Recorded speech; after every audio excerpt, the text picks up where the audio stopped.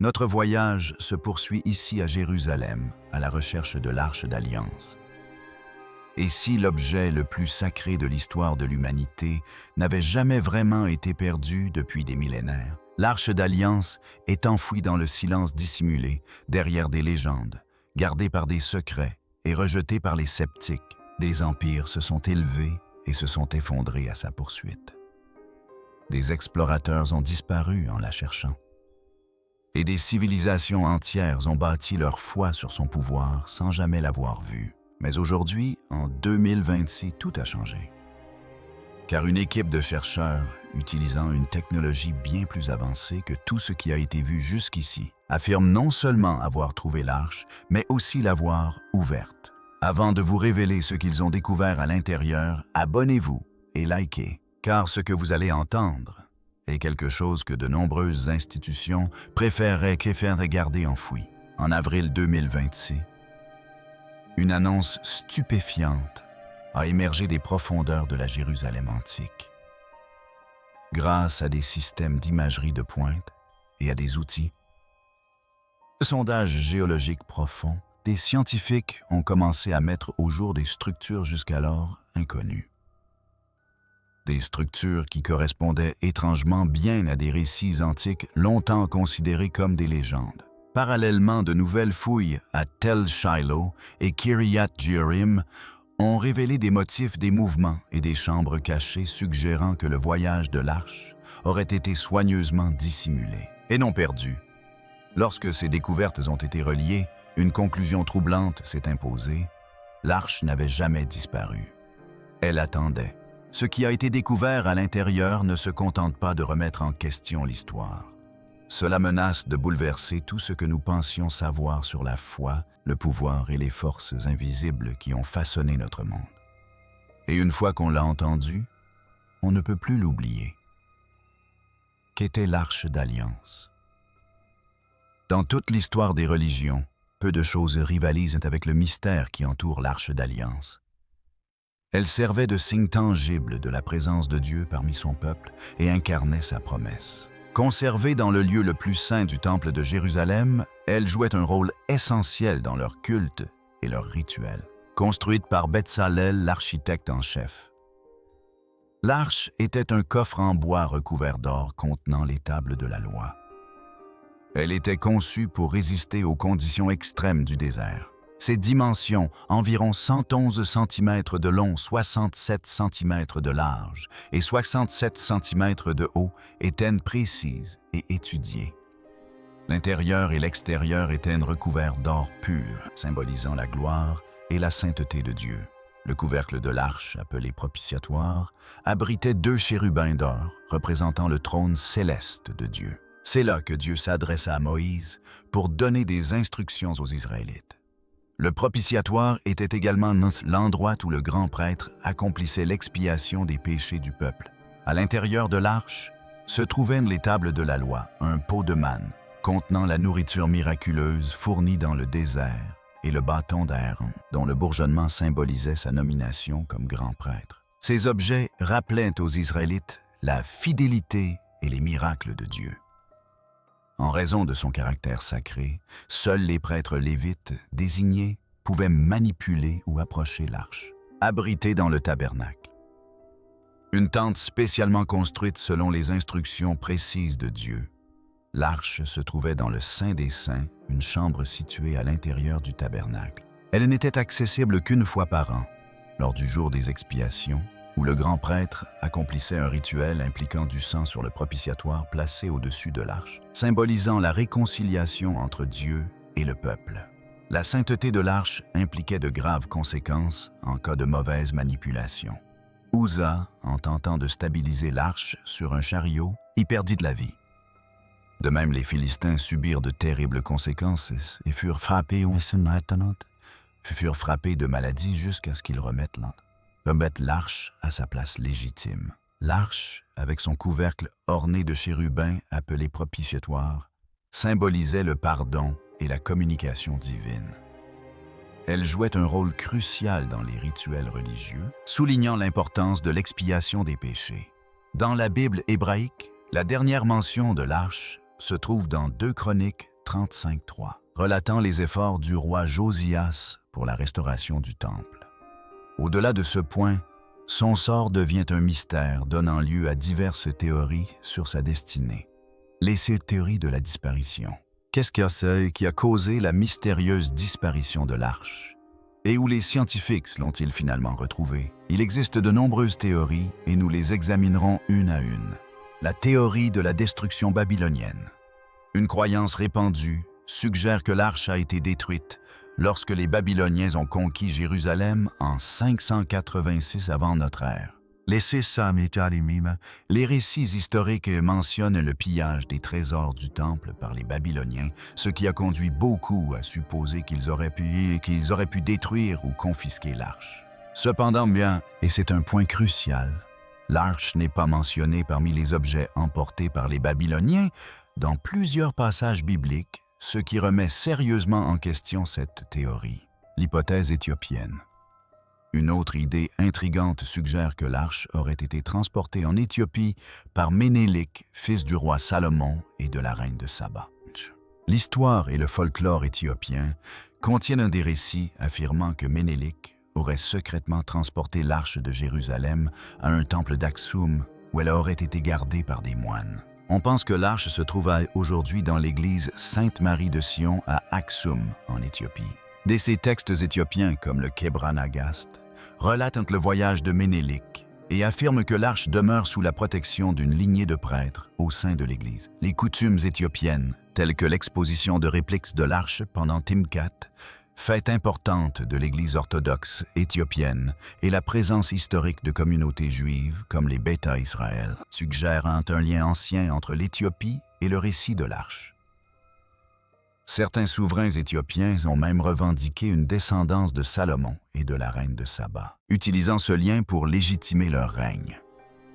Ces récits historiques entrelacés complexifient la quête du véritable emplacement et de la signification de l'arche. Cependant, aucune preuve historique ou archéologique ne confirme à ce jour l'existence de Ménélik ni le déplacement de l'arche. Un explorateur adventiste affirma avoir trouvé l'arche, mais ce récit manque de preuves, laissant le mystère planer sur l'emplacement de l'arche.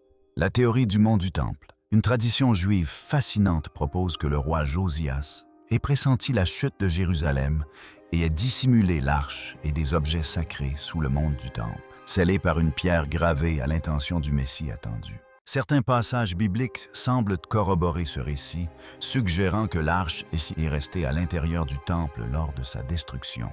Des références bibliques indiquent que l'arche est restée à l'intérieur du temple lors de sa destruction, ce qui concorde avec le récit de 2 Chroniques 35:3, où le roi Josias ordonne aux Lévites de placer l'arche à l'intérieur du temple, ce qui implique qu'elle ne s'y trouvait pas auparavant. De plus, des textes historiques de Jérémie et d'Ézéchiel laissent entendre que la gloire de Dieu a quitté le temple avant sa ruine, ce qui pourrait impliquer le départ ou la dissimulation de l'arche. Des preuves archéologiques et historiques confirment la présence de chambres et de tunnels inexplorés sous le mont du Temple. À plusieurs reprises, les tentatives d'accès à ces zones inexplorées ont suscité la controverse. Par exemple, en 1981, un groupe a tenté de détruire le dôme du rocher, affirmant avoir découvert un tunnel menant à la chambre cachée de l'arche. L'ouverture d'une ancienne porte de grotte en 1996 a provoqué des émeutes alimentées par les soupçons qu'Israël cherchait à accéder à l'arche ou à endommager les édifices musulmans situés au-dessus. De plus, des émissions comme The Exodus Decoded ont prétendu avoir trouvé des preuves de passage secret potentiellement liées à l'archer. Bien que l'idée que l'arche demeure cachée sous le mont du Temple soit intrigante, elle se heurte à un scepticisme et à des critiques considérables. De nombreux chercheurs contestent cette théorie, arguant qu'elle repose sur des mythes et des conjectures sans fondement historique ou textuel solide. La théorie du rouleau de cuivre. Certains experts se tournent vers des sources telles que les manuscrits de la mer Morte dans leur quête de l'arche perdue. Le rouleau de cuivre, l'un de ces rouleaux les plus remarquables, intrigue les chercheurs de par son support unique, le métal, et recense 64 emplacements de trésors enfouis. Certains supposent que ces richesses, cachées avant l'invasion babylonienne de 586 avant notre ère, pourraient inclure des objets provenant du temple de Jérusalem, voire l'arche elle-même. Fait remarquable, le rouleau de cuivre suggère que l'arche pourrait se trouver particulièrement près de Qumran, à proximité d'un lieu mentionné dans le livre de Josué comme la vallée d'Achor ou la porte de l'Espérance. La vallée symbolisait initialement le jugement découlant des méfaits d'Israël et soulignait l'appropriation illicite d'objets sacrés par Achan. Curieusement, le terme Achan se traduit par désastre, l'associant à des conséquences funestes. Les affirmations controversées de Ron Wyatt. Dans les années 1980, un chercheur amateur et adventiste du 7e jour du nom de Ron Wyatt a fait la une des journaux en affirmant avoir découvert l'Arche d'Alliance.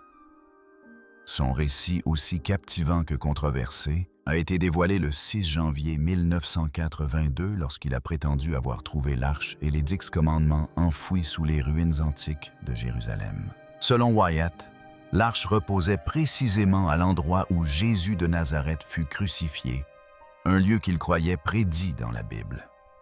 Le voyage commença par une pierre d'autel émergeant d'une falaise que l'on pense être un vestige d'une ancienne église chrétienne, datant peut-être du 1er siècle après Jésus-Christ.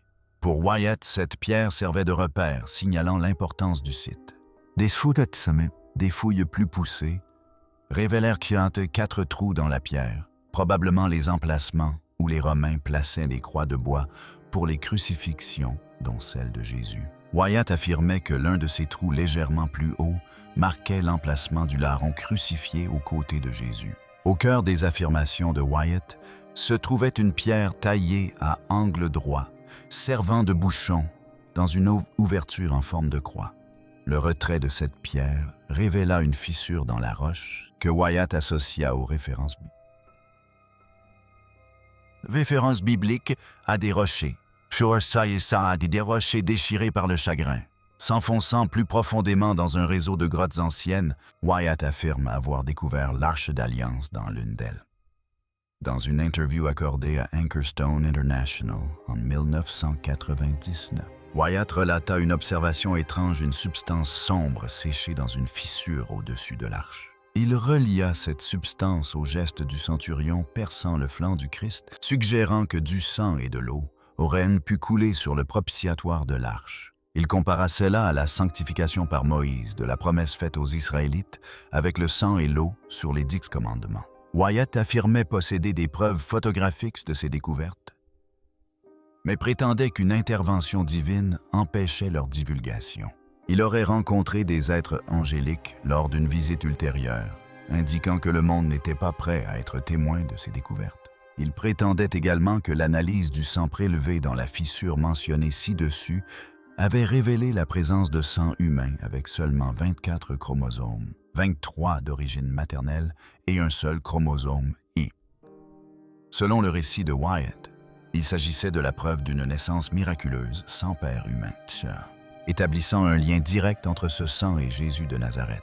Malgré le scepticisme et la désapprobation des exégètes bibliques et des dirigeants de l'Église adventiste du 7e jour, ces découvertes ont maintenu l'intérêt pour l'archéologie biblique. Au-delà de l'Arche, Wyatt affirmait avoir découvert plus de 100 reliques bibliques, dont des vestiges de l'Arche de Noé, des pierres de son ancre, les tombeaux de Noé et de sa femme, le site de la tour de Babel, et même le sang de Jésus dans une fissure causée par un tremblement de terre. Cependant, le scepticisme était généralisé, ces affirmations étant rejetées par ses détracteurs et même par des responsables de sa propre Église. Aucune preuve solide et vérifiée de manière indépendante ne vient étayer ces assertions et la recherche de l'Arche d'Alliance se poursuit. L'approche des scientifiques lors d'une récente annonce, une équipe de scientifiques a fait une découverte fascinante dans une simple grotte qui pourrait apporter un éclairage nouveau sur l'emplacement de l'Arche sacrée. Ces archéologues explorent l'ancienne région de Kiryat Jearim, suivant les traces de la légendaire Arche d'Alliance. Bien que la découverte de l'arche mystérieuse elle-même ne soit pas celle attendue, les recherches menées bouleversent le récit des anciens Israélites et les origines même du judaïsme. Selon les récits bibliques, l'arche fut conservée à Kiryat Jearim pendant 20 ans avant d'être transférée à Jérusalem. Les découvertes de l'équipe éclairent d'un jour nouveau cette période charnière de l'histoire. Ces révélations remettent également en question la croyance traditionnelle selon laquelle le roi David était le seul responsable du transfert de l'arche à Jérusalem. Le récit biblique retrace le voyage de l'arche depuis le tabernacle de Silo jusqu'à sa perte face aux Philistins lors d'une bataille dévastatrice. Fait d'intéressant, après avoir subi des plaies, les Philistins rendirent l'arche aux Israélites qui la déposèrent ensuite à Kiryat Jearim pendant une période remarquable de 20 ans. L'histoire se poursuit avec l'initiative du roi David de transporter l'arche à Jérusalem en l'abritant d'abord sous une tente, puis dans le temple du roi Salomon. Mais c'est là que l'aspect intriguant apparaît. Après cet événement, le récit biblique cesse curieusement de mentionner l'arche. Son absence dans les récits ultérieurs concernant Juda et les rois d'Israël a intrigué des experts comme Ammasoft, comme Thomas Römer, une autorité reconnue dans le domaine des études bibliques hébraïques. Le mystère qui entoure l'arche demeure toujours aussi fascinant peut-être, en raison de son contenu supposé les tablettes de pierre originales gravées des 10 commandements. Selon la loi biblique, l'arche possédait des pouvoirs divins capables de renforcer les armées israélites ou de foudroyer quiconque osait s'en approcher. Au fil des fouilles quotidiennes, les archéologues ont méticuleusement classé leurs découvertes des objets en verre, aux ossements d'animaux, en passant par divers petits objets. On trouve même un panier vide, étiqueté avec humour comme étant l'arche. L'archéologue Israel Finkelstein de l'Université de Tel Aviv ne recherche pas l'arche elle-même. Son objectif est plutôt d'en percer le mystère et d'en comprendre la signification historique. Il a mené des fouilles sur des sites liés à l'histoire de l'arche, notamment à Shiloh dans les années 1980 et plus récemment à Kiryat Jearim, en partenariat avec le Collège de France. Finkelstein se penche sur le récit de l'arche, une histoire qui aurait émergé vers le 8e siècle avant notre ère et qui fut par la suite intégrée au texte biblique, notamment dans le livre de Samuel. Il suggère que le récit du déplacement de l'arche par David à Jérusalem dans le 2e livre de Samuel 6 pourrait être un ajout au récit original qui s'achevait à Kiryat Jearim. Romain avance l'hypothèse que c'est Josias qui transporta l'arche à Jérusalem afin de centraliser les activités religieuses et politiques. Selon lui, l'histoire du déplacement de l'arche par David pourrait être une justification écrite par Josias. Cette théorie, selon Romain, pourrait expliquer l'absence d'autres récits concernant l'arche, étant donné la chute de Juda aux mains des Babyloniens, moins de 30 ans après le règne de Josias. Fait intéressant, la Bible elle-même, dans 2 Chroniques 35:3, semble suggérer le rôle de Josias dans le déplacement de l'arche. Ce verset attribue à Josias et non à David les instructions concernant le placement de l'arche sainte dans le temple construit par Salomon. Les fouilles en cours à Kiryat Jearim, situé à seulement 12 km à l'ouest de Jérusalem, apportant des preuves supplémentaires étayant la théorie de Josias. La dernière campagne de fouilles a mis au jour un imposant mur de soutènement d'environ 3 mètres d'épaisseur et encore debout à une hauteur de 2 mètres. D'après les fragments de poterie environnants, ce mur semble dater du 8e ou 7e siècle avant notre ère. La percée de 2026. Dans ce qui est si devenu l'un des développements les plus importants dans la quête de l'arche. Des chercheurs ont annoncé en 2026 une nouvelle étude très technique sous les rues de Jérusalem. Publiée en avril 2026, l'étude a révélé que les progrès en matière d'imagerie et de télédétection offrent désormais aux scientifiques des moyens entièrement nouveaux d'explorer ce qui a pu arriver à cette relique antique. Alors que les générations précédentes de chercheurs étaient limitées aux fouilles physiques souvent impossibles ou politiquement restreintes sous le mont du Temple site contesté. Les outils modernes permettent désormais d'explorer le sol sans déplacer la moindre pierre. le géoradar, la technologie LIDAR et l'imagerie sismique haute résolution ont été déployés autour du mont du Temple et des réseaux de tunnels environnants. Ces outils ont confirmé la présence de chambres souterraines jusqu'alors inconnues, profondément enfouies sous la vieille ville de Jérusalem. Bien qu'aucun artefact n'y ait été directement identifié, leur taille et leur emplacement correspondent remarquablement aux descriptions antiques des chambres fortes du Temple. En parallèle, les fouilles de Tel Shiloh site, décrit dans la Bible comme le premier grand centre religieux d'Israël, ont franchi une étape cruciale en 2025 et se sont poursuivies en 2026. Le Dr Scott Stripling, directeur des fouilles, a annoncé la découverte d'un bâtiment monumental de l'âge du fer, un qui correspond de manière frappante aux descriptions bibliques du tabernacle. Le bâtiment est orienté est-ouest et divisé selon un rapport de 2 pour un conformément à la description du livre de l'Exode. À l'intérieur, les chercheurs ont mis au jour un grand mur intérieur séparant l'espace en 2 sections, reflétant la division biblique entre le lieu saint et le saint des saints. Plus de 100 ossements d'animaux ont été découverts dans la structure, la plupart provenant du flanc droit de moutons, de chèvres et de bovins.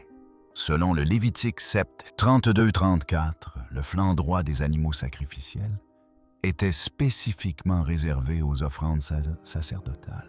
Des fragments de poterie découverts dans les mêmes couches datant de l'âge du fer, l'époque même où Shiloh était le centre spirituel d'Israël. Par ailleurs, l'archéologue Chris McKinney, s'exprimant auprès du 700 Club en avril 2026, a proposé une réflexion théologique sur la portée historique de ces fouilles. Je pense que la raison principale tient peut-être au fait qu'il s'agit du trône de Dieu, a expliqué McKinney. C'est le lieu où Dieu a choisi de demeurer parmi son peuple. C'est un élément central de l'histoire d'Israël. McKinney a également souligné que toutes les légendes anciennes entourant l'arche ne se limitent pas à sa disparition, mais évoquent aussi son avenir. Toutes ces légendes convergent vers le fait que la découverte de l'arche sera un signe de la restauration divine de toutes choses, a-t-il affirmé. Dans leur ensemble, les développements de 2026 marquent un tournant dans les recherches. Pour la première fois à la science et les écritures progressent de concert, la technologie ouvrant des perspectives que l'archéologie seule n'aurait jamais pu révéler. Que l'arche repose sous Jérusalem, dans les collines de Silo, ou dans un lieu encore insoupçonné, les découvertes de 2026 ont relancé les recherches plus que jamais.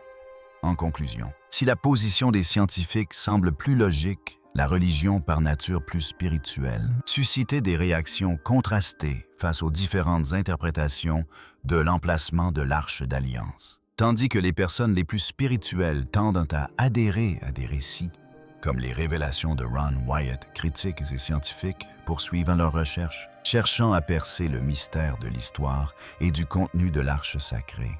La signification religieuse et politique de la découverte ou de l'exposition de l'Arche aujourd'hui demeure profondément incertaine. Le judaïsme et le christianisme ont tous deux traversé des siècles sans sa présence physique. Tenter de localiser l'arche pourrait attiser les tensions entre juifs, chrétiens et musulmans, chacun revendiquant les lieux saints de Jérusalem. Pourtant, les recherches se poursuivent. À chaque nouvelle campagne de fouilles, à chaque avancée technologique, à chaque couche de terre retirée, l'humanité se rapproche de la réponse à l'une des questions les plus anciennes et les plus fascinantes qu'elle se soit jamais posée. Où se trouve l'Arche d'Alliance? Merci d'avoir regardé. N'hésitez pas à regarder une autre vidéo intéressante avant de partir. Cliquez sur le lien qui s'affiche à l'écran et on se retrouve bientôt.